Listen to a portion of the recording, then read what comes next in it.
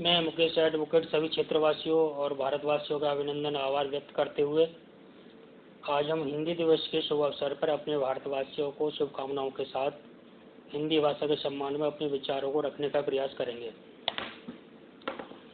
जिनका सीधा संबंध हिंदी भाषा के क्षेत्र में रहा है। मेरे व्यक्तिगत विचार से हम सब हर साल 14 सितंबर को हिंदी दिवस इसलिए मनाते हैं क्योंकि हिंदी को 14 सितंबर 1949 को हमारी राजभाषा तो मान लिया गया पर राष्ट्रभाषा नहीं माना गया। ये सच है कि भारत में हिंदी भाषा सबसे ज़्यादा बोली जाती है, सबसे ज़्यादा पढ़ी जाती है, सबसे ज़्यादा समझी जाती है। हिंदी दुनिया में तीसरे नंबर की सबसे बड़ी भाषा है। ऐसे बहुत से देश हैं जिनमें हिंदी भाषा पढ़ी जाती है, बोली जाती है, समझी जाती है, जैसे Pakistan, Nepal, Bangladesh, Sri Lanka, Maldives, Myanmar, Indonesia, Singapore, Thailand, Japan, New Zealand, दक्षिण Africa, Mauritius, Yemen, Uganda, Trinidad, Tobago, Canada, Suriname. ऐसे कई देश हैं जहाँ पर हिंदी भाषा बोली जाती है, समझी जाती है। और हमारे संविधान में अभी तक हिंदी को राष्ट्रभाषा का स्थान मिलना शेष है।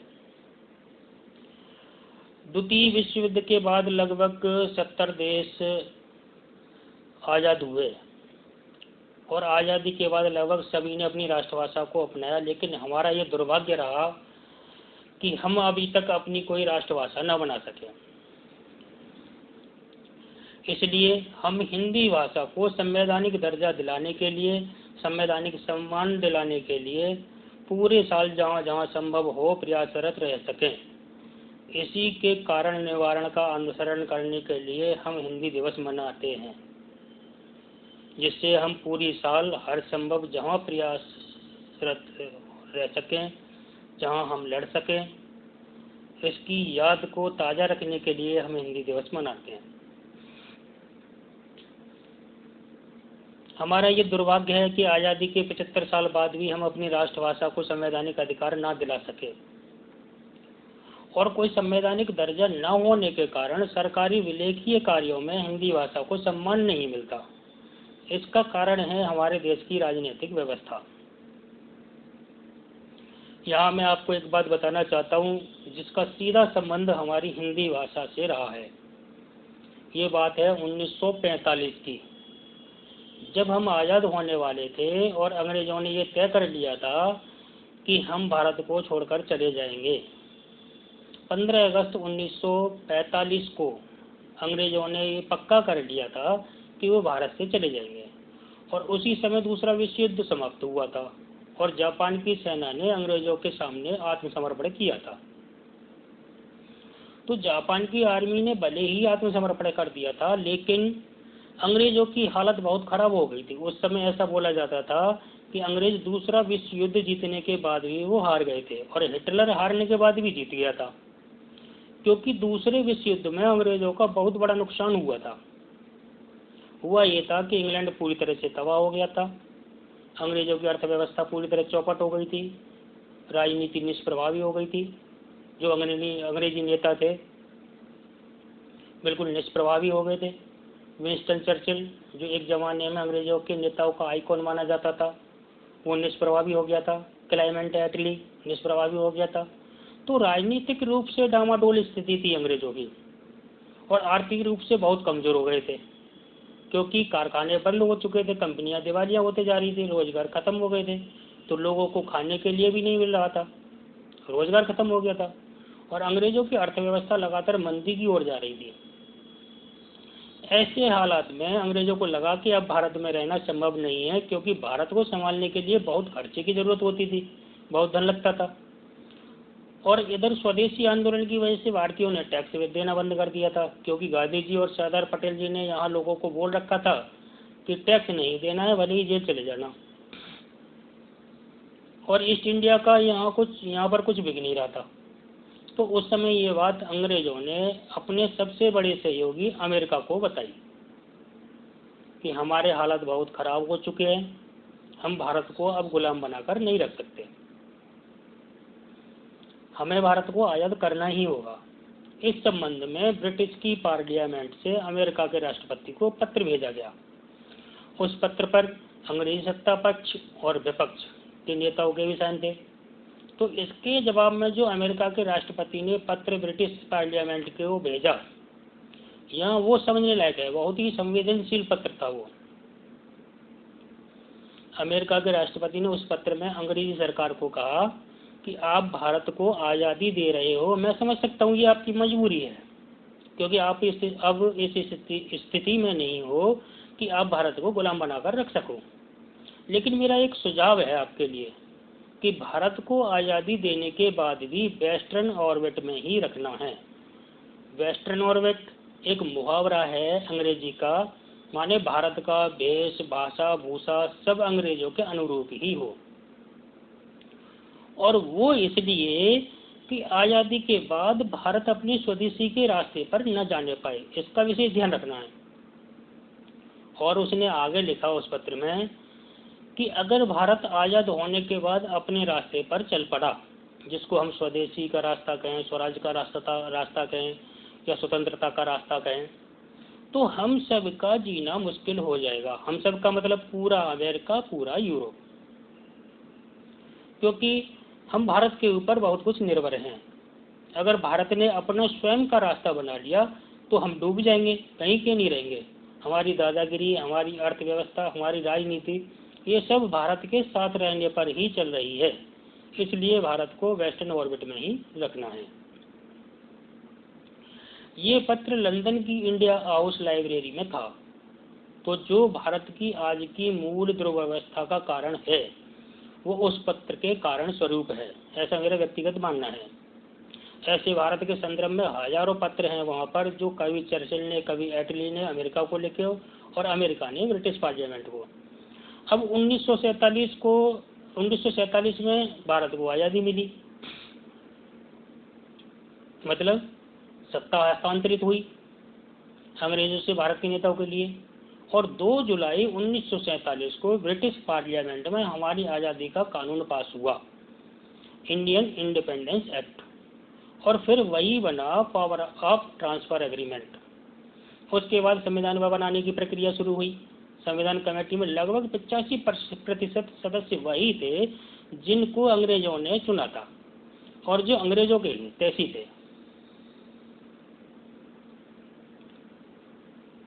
और जब संविधान बना तो वही पावर ऑफ ट्रांसफर एग्रीमेंट और गवर्नमेंट ऑफ इंडिया एक्ट 1935 को संविधान की आत्मा बना दिया। माने जो government of India act 1935 Bharat पर हजारों साल तक राज करने के लिए अंग्रेजों ने बनाया, वही संविधान की आत्मा बन गया। संविधान जब बन रहा था तो उस समय गांधी जी के सामने कुछ संविधान के संबंध में सभाएं हुई थी। तो उस समय भी गांधी जी ने नेहरू जी से कहा था कि अगर संविधान ऐसा बन रहा है तो पहले तो भारत अंग्रेजों का गुलाम था और इस संविधान के बाद आप भारत को गुलामों का गुलाम बनाने जा रहे हो। तो ये बात नेहरू जी की समझ में नहीं आई। तो गांधी जी ने कहा, देखो भाई, तुम अंग्रेजों के गुलाम और भारत तुम्हारा गुलाम। उसके कुछ समय बाद गांधी जी की हत्या हो गई। उसके बाद जब संविधान पूरा बन गया तो गांधी जी के एक परम प्रिय शिष्य थे जिनको गांधी जी का उत्तराधिकारी भी माना जाता था और भूदान आंदोलन में उनको जन समर्थन प्राप्त हुआ था। उनका नाम था आचार्य विनोबा भावे। संविधान को जिल्द विल्द से सजाकर, वाइंडिंग करा के जिल्द विल्द से सजाकर आचार्य विनोबा भावे को भेजा गया। तो उन्होंने वो पढ़ा और नेहरू जी को बहुत गुस्से में एक पत्र लिखा कि इसमें तो बापू की किसी भी इच्छा को शामिल नहीं किया गया। बापू ग्राम स्वराज की बात करते थे, बापू तो हिंदी की राष्ट्रभाषा बनाने की बात करते थे, बापू तो स्वदेशी की बात करते थे, इसमें तो ऐसा कुछ है ही नहीं। और कहा कि मैं भी इस संविधान को जलाना चाहूँगा, लेकिन हमारे नेताओं ने बोल दिया कि हमने तो संविधान को आत्मा अर्पित कर दिया। और संविधान में वो सारी शर्तों को रख दिया गया जो अंग्रेजों ने भारत को गुलाम रखने के लिए बनाई थी। इंडियन इंडिपेंडेंस एक्ट और गवर्नमेंट ऑफ इंडिया एक्ट, जो कि पूरी तरह से हिंदी का विरोध करते हैं। इसीलिए संविधान में हिंदी को राष्ट्रीय भाषा नहीं बनाया गया। इसके बाद हमारे एक महान नेता थे जिन्होंने 1957 में भाषा के विषय में प्रखरता के साथ आवाज़ उठाई उनका नाम है माननीय डॉक्टर राम मनोहर लोहिया, और उनके सहयोगी रहे माननीय अच्युत पटवर्धन, माननीय अरुणा आसफ अली, माननीय जयप्रकाश नारायण। इन नेताओं का एक समूह था जो नेहरू जी के साथ होते हुए भी नेहरू जी के विरोधी बने। माननीय राम मनोहर लोहिया जी कहते थे कि विधायिका, कार्यपालिका और न्यायपालिका में अंग्रेजी भाषा का प्रयोग आम जनता की प्रजातंत्र में 100% भागीदारी के रास्ते का रोड़ा है। उन्होंने अंग्रेजी को सामंती भाषा बताया। उन्होंने बार बार कहा कि ये मजदूरों, किसानों और आम जनता की भाषा नहीं है, और बात भी सही है कि किसी भी देश में अगर ऐसी भाषा विधायिका, कार्यपालिका और न्यायपालिका में प्रयोग की जाए जो उस देश के आम आदमी की समझ में न आए, तो ये उस देश के निवासियों के प्रति धोखा है। ऐसी सोच, ऐसी भाषा विधायिका, कार्यपालिका और न्यायपालिका में रखना एक किसी बड़े षड्यंत्र के बराबर है, जो कि अंग्रेजों ने हमें गुलाम रखने के लिए इंडियन इंडिपेंडेंस एक्ट और गवर्नमेंट ऑफ इंडिया एक्ट में हिंदी का विरोध किया, और जो हमारे संविधान की आत्मा बने। और जब हमारी सरकार को हिंदी भाषा के लिए ज़्यादा बहस और विरोध का सामना करना पड़ा, तो अपनी शर्म को छुपाने के लिए संविधान में संशोधन किया गया और अनुच्छेद 343 के खंड 1 को जोड़ा गया कि 15 साल बाद हम हिंदी को संविधान में राष्ट्रभाषा के रूप में शामिल कर देंगे। लेकिन ऐसा उन्हें करना नहीं था, क्योंकि अंग्रेजों को उन्होंने वचन दे रखा था। इसीलिए राजभाषा अधिनियम में एक और शर्त लगा दी कि हिंदी को राष्ट्रभाषा का दर्जा तब दिया जाएगा जब सभी राज्य इसको राष्ट्रभाषा मानने के लिए अपनी सहमति दें। और उसके बाद दिल्ली के नेताओं ने दक्षिण राज्यों के नेताओं को भड़काया और जमकर विरोध कराया कि आप हिंदी को आने मत देना। आपको पता होगा कि तमिलनाडु ने हिंदी के विरुद्ध आंदोलन किया, और शर्म की बात यह है कि दक्षिण राज्यों के नेताओं को भड़काने के लिए जो पत्र लिखे जाते थे वो प्रधानमंत्री कार्यालय से लिखे जाते थे।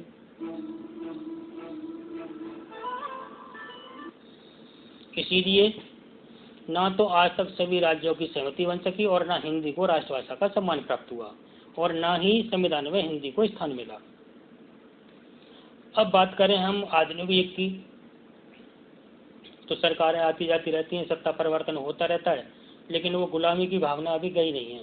सभी सरकारें जानती हैं, हम मानते हैं, हम भी मानते हैं कि हम उस देश के वासी हैं जहाँ पर भगवान राम के वचनों का अनुसरण किया जाता है कि रघुल रीत सदा चली आई, प्राण जाए पर वचन न जाई।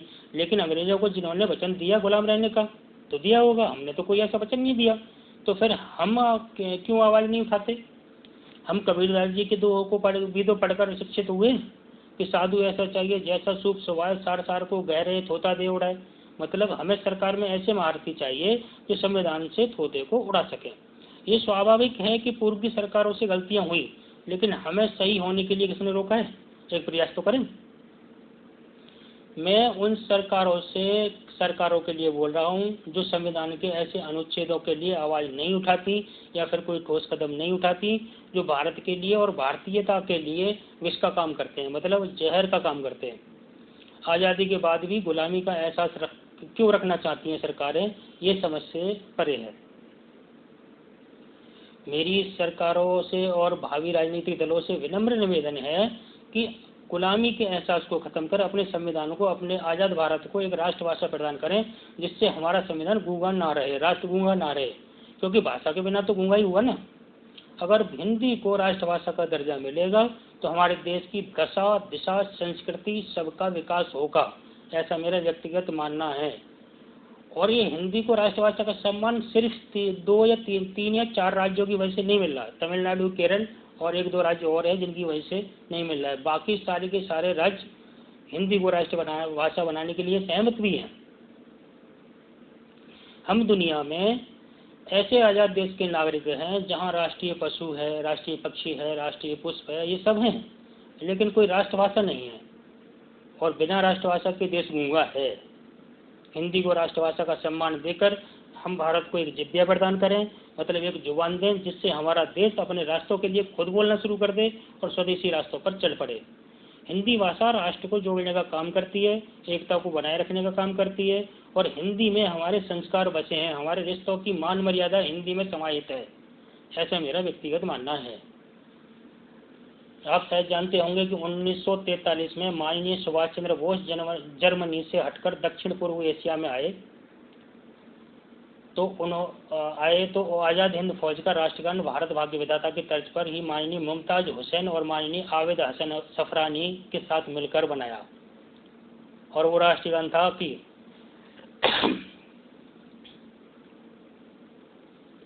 शुभ सुख चैन की वर्खा वर्षे भारत भाग है जागा, पंजाब सिंध गुजरात मराठा द्राविड़ उत्कल बंगा, चंचल सागर विंध हिमाचल नीला जमुना गंगा, तेरे नित गुण गाएं तुझसे जीवन पाए, हर तन पाए आशा, सूरज बनकर जग पर चमके भारत नाम सुभागा।